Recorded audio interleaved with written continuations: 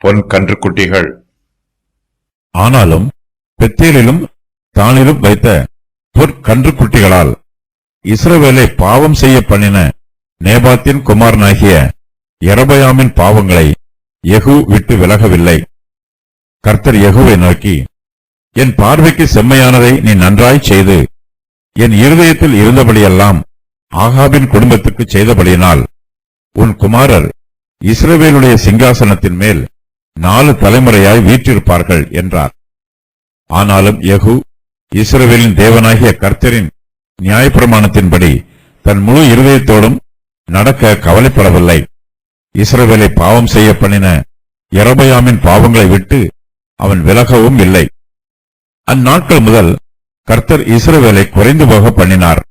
ஆசகேல் அவர்களை இஸ்ரவேலின் எல்லைகளிலெல்லாம் முறியடித்து யோர்தான் துவக்கி கிழக்கிலுள்ள அர்னோன் நதிக்கு சமீபமான ஆரோவேர் முதற்கொண்டிருக்கிற கீலேயாத்திலும் பாசானிலும் உள்ள காதியர், ரூபேனியர், மனாசேயர் இவர்களுடைய தேசமாகிய கீலேயாத் முழுவதையும் முறியடித்தான். யெகூவின் மற்ற வர்த்தமானங்களும் அவன் செய்தவை யாவும் அவனுடைய எல்லா வல்லமையும் இஸ்ரவேல் ராஜாக்களின் நாளாகம புஸ்தகத்தில் அல்லவோ எழுதியிருக்கிறது. யெகூ தன் பிதாக்களோட நித்திரையடைந்தபின் அவனை சமாரியாவில் அடக்கம் பண்ணினார்கள். அவன் ஸ்தானத்தில் அவன் குமாரனாகிய யோவாகாஸ் ராஜாவானான். யெகூ சமாரியாவிலே இஸ்ரவேலின் மேல் ராஜ்யபாரம் பண்ணின நாட்கள் 28 வருஷம். யெகூவின் ராஜ்யபாரத்தை பற்றியும் அவனுடைய ஆவிக்குரிய ஜீவியத்தை பற்றியும் இந்த வசன பகுதியில் சுருக்கமாக சொல்லப்பட்டிருக்கிறது. யெகூ ஆகாபின் குடும்பத்தாரை சங்காரம் பண்ணி கர்த்தருடைய பார்வைக்கு செம்மையானதை செய்தான். இந்த விஷயத்தில் கர்த்தர் யெகூவை புகழ்ந்து சொல்லுகிறார்.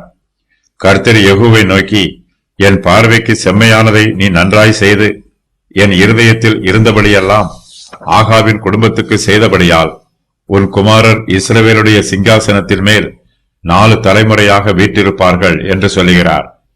யெகூ இஸ்ரவேல் தேசத்திலே பாகால் கோவிலின் விக்கிரகங்களை தீக்கொளுத்தி போட்டான். அவன் பாகாலின் சிலைகளை தகர்த்து பாகாலின் கோவிலை இடித்து போட்டான். இவையெல்லாம் கர்த்தருடைய பார்வைக்கு செம்மையான காரியங்கள். யெகூ கர்த்தருடைய இருதயத்தில் இருந்தபடியெல்லாம் செய்ததினால் கர்த்தர் அவனுக்கு ஆசீர்வாதங்களை வாக்கு பண்ணுகிறார். கர்த்தர் யெகூவை நோக்கி, உன் குமாரர் இஸ்ரவேலுடைய சிங்காசனத்தின் மேல் 4 தலைமுறையாக வீற்றிருப்பார்கள் என்று அவனுக்கும் அவனுடைய சந்ததிக்கும் ஆசீர்வாதமான வார்த்தைகளை சொல்லுகிறார். யெகூவின் 4 தலைமுறைகளை பற்றிய விவரம் வருமாறு: யோவாகாஸ், யோவாஸ், 2ஆம் யெரொபெயாம், சகரியா. யெகூ பாகாலின் விக்கிரகங்களை தீக்கொளுத்தி போட்டு பாகாலின் சிலையை தகர்த்து போட்டாலும் அவன் இன்னும் யெரொபெயாமின் பாவங்களை விட்டு விலகாமல் இருக்கிறான். யெகூ பாகாலின் கோவிலை இடித்து போட்டாலும் யெரொபெயாமின் பாவங்களை விட்டு விலகாமல் அவன் நிறுவின பொன் கன்றுக்குட்டிகளை ஆராதிக்கிறான். பெத்தேலிலும் தானிலும் வைத்த பொன் கன்றுக்குட்டிகளால் இஸ்ரவேலை பாவம் செய்ய பண்ணின நேபாத்தின் குமாரனாகிய யெரொபெயாமின் பாவங்களை யெகூ விட்டு விலகவில்லை. யெகூ பாகாலை இஸ்ரவேலில் இராதபடிக்கு அழித்து போடுகிறான். ஆனாலும் அவன் யெரொபெயாமின் பாவங்களை விட்டு விலகவில்லை. யெரொபெயாம் பெத்தேலிலும் தானிலும் 2 பொன் கன்றுக்குட்டிகளை வைத்திருக்கிறான். யெகூ இந்த பொன் கன்றுக்குட்டிகளையும் ஆராதிக்கிறான். ஆனாலும் யெகூ கர்த்தருடைய பார்வைக்கு செம்மையானதை செய்ததினாலும் ஆகாபின் குடும்பத்தை அழித்ததினாலும் யெகூவின் குமாரர் இஸ்ரவேலுடைய சிங்காசனத்தின் மேல் 4 தலைமுறையாக வீற்றிருப்பார்கள் என்று கர்த்தர் வாக்கு பண்ணுகிறார். யெகூ இஸ்ரவேலின் தேவனாகிய கர்த்தரின் நியாயப்பிரமாணத்தின்படி தன் முழு இருதயத்தோடும் நடக்க கவலைப்படவில்லை. இஸ்ரவேலை பாவம் செய்ய பண்ணின யெரொபெயாமின் பாவங்களை விட்டு அவன் விலகவும் இல்லை. யெகூ இஸ்ரவேலை பாவம் செய்ய பண்ணின யெரொபெயாமின் பாவங்களை விட்டு விலகவில்லை. கர்த்தருடைய நியாயப்பிரமாணத்தையும் கைக்கொள்ளவில்லை. இதனால் கர்த்தர் இஸ்ரவேலை குறைந்து போக பண்ணுகிறார். ஆகாவின் குடும்பத்தாரை சங்காரம் பண்ணின விஷயத்தில் யெகூ கர்த்தருடைய பார்வைக்கு செம்மையானதை செய்கிறான். ஆனால் அவன் யெரொபெயாம் நிறுவின பொன் கன்றுக்குட்டிகளை ஆராதனை செய்து கர்த்தருடைய பார்வைக்கு பொல்லாப்பானதை செய்கிறான். யெகூ இஸ்ரவேல் தேசத்திலே ஆவிக்குரிய மறுமலர்ச்சியை ஏற்படுத்துகிறான். ஆனால் தேசத்தில் முழுமையான மறுமலர்ச்சி ஏற்படவில்லை. யெகூவின் ஜீவியத்திலும் முழுமையான மனமாற்றம் உண்டாகவில்லை. யெகூ கர்த்தருக்கு விரோதமான பாவங்களை விட்டு முழுவதுமாக விலகவில்லை. அவன் ஆகாபின் பாவங்களை விட்டு விலகினான், ஆனால் அவன் யெரொபெயாமின் பாவங்களை விட்டு விலகவில்லை. யெகூ பாகாலின் சிலையை தகர்த்து போடுகிறான், ஆனால் அவன் பொன் கன்றுக்குட்டிகளை ஆராதிக்கிறான். இஸ்ரவேல் தேசத்திலே பொன் கன்றுக்குட்டிகளை ஆராதிப்பது அரசியல் தொடர்புள்ள விக்கிரக ஆராதனையாய் இருக்கிறது. தெற்கு யூதா தேசத்திற்கும் வடக்கு இஸ்ரவேல் தேசத்திற்கும் ஒரு வித்தியாசத்தை ஏற்படுத்த வேண்டும் என்பதற்காக யெரொபெயாம் தானிலும் பெத்தேலிலும் பொன் கன்றுக்குட்டிகளை வைத்தான். வடக்கு இஸ்ரவேல் தேசத்தில் உள்ள 10 கோத்திரத்தார் தாவீதின் வீட்டாரிடத்திற்கு திரும்பி போவதை தடுப்பதற்காகவும் அவர்கள் கர்த்தரை ஆராதிப்பதற்கு எருசலேமில் உள்ள தேவாலயத்திற்கு போவதை தடுப்பதற்காகவும் யெரொபெயாம் இஸ்ரவேல் தேசத்திலே கன்றுக்குட்டி ஆராதனையை ஆரம்பித்து வைத்தான்.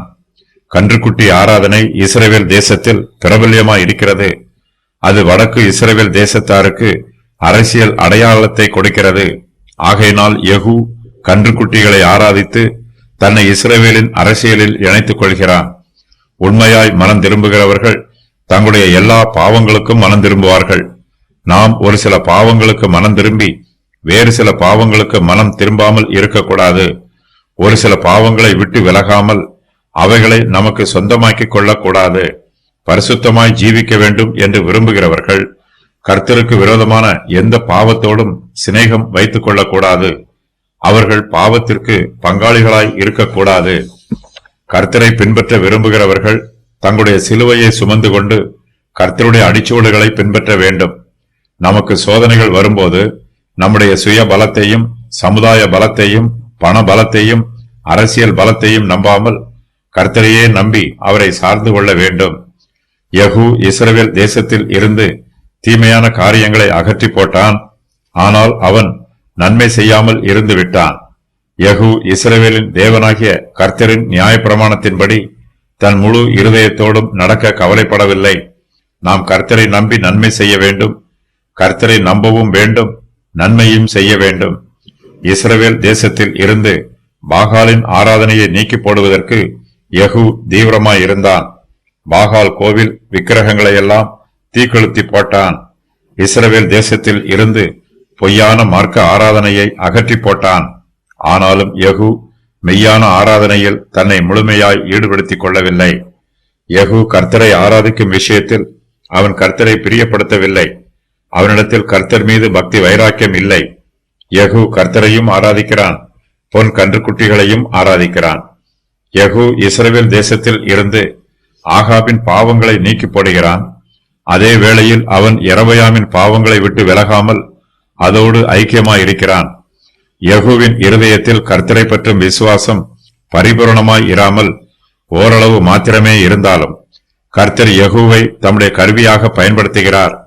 இஸ்ரவேல் தேசத்தில் இருந்து பாகாலின் ஆராதனையை ஒழிப்பதற்கு கர்த்தர் யெகூவை வல்லமையாய் பயன்படுத்துகிறார். இஸ்ரவேல் தேசத்திலே ஆவிக்குரிய மறுமலர்ச்சியை ஏற்படுத்துவதற்கு கர்த்தர் யெகூவை தம்முடைய கருவியாக பயன்படுத்துகிறார். யெகூ ஆகாபின் குடும்பத்தாரை அழித்து போட்டதினால் கர்த்தர் அவனையும் அவனுடைய சந்ததியையும் ஆசீர்வதிக்கிறார். அதே வேளையில் யெகூ யெரொபெயாமின் பாவங்களை விட்டு விலகாமல் போனதினால் கர்த்தருடைய நியாய தீர்ப்பு யெகூவின் மீதும் இஸ்ரவேல் தேசத்தின் மீதும் வருகிறது. அந்நாட்கள் முதல் கர்த்தர் இஸ்ரவேலை குறைந்து போக பண்ணுகிறார். ஆசகேல் அவர்களை இஸ்ரவேலின் எல்லைகளில் எல்லாம் முறியடிக்கிறான். ஆசகேல் யோர்தான் நதி துவக்கி கிழக்கில் உள்ள அர்னோன் நதிக்கு சமீபமான ஆரோவேர் முதற்கொண்டிருக்கிற கீலேயாத்திலும் பாசானிலும் உள்ள காதியர், ரூபேனியர், மனாசேயர் இவருடைய தேசமாகிய கீலேயாத் முழுவதையும் முறியடிக்கிறான். இஸ்ரவேலின் ராஜ்யபாரம் யெகூவின் காலத்திலிருந்து குறைந்து போய் பின்பு முடிந்து போயிற்று. யோர்தானின் கிழக்கு பகுதியில் உள்ள தங்கள் தேசங்களை இஸ்ரவேல் புத்திரர் முதலாவதாக இழந்து போகிறார்கள்.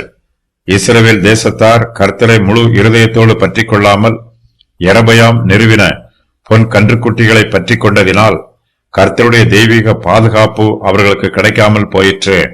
ஆகையினால் அந்நாட்கள் முதல் கர்த்தர் இஸ்ரவேலை குறைந்து போக பண்ணுகிறார். இஸ்ரவேலை சுற்றிலும் இருக்கிற அந்நிய தேசத்தார் இஸ்ரவேலுக்கு விரோதமாக யுத்தம் பண்ணி இஸ்ரவேல் தேசத்தை ஆக்கிரமித்துக் கொள்கிறார்கள். அவர்களில் சீரியாவின் ராஜாவாகிய ஆசகேல் மிகவும் பிரதானமானவன். ஆசகேல் இஸ்ரவேல் புத்திரரை இஸ்ரவேலின் எல்லைகளில் எல்லாம் முறியடிக்கிறான். அவன் கீலேயாத் தேசம் முழுவதையும் முறியடித்து தன் வசமாக்கிக் கொள்கிறான். யெகூவின் மற்ற வர்த்தமானங்களும் அவன் செய்தவை யாவும் அவனுடைய எல்லா வல்லமையும் இஸ்ரவேல் ராஜாக்களின் நாளாகம புஸ்தகத்தில் அல்லவோ எழுதியிருக்கிறது. யெகூ தன் பிதாக்களுடைய நித்திரை அடைந்தவன். அவனை சமாரியாவில் அடக்கம் பண்ணுகிறார்கள். யெகூவின் ஸ்தானத்தில் அவன் குமாரனாகிய யோவாகாஸ் ராஜாவாகிறான். யெகூ சமாரியாவிலே இஸ்ரவேலின் மேல் ராஜ்யபாரம் பண்ணின நாட்கள் 28 வருஷம்.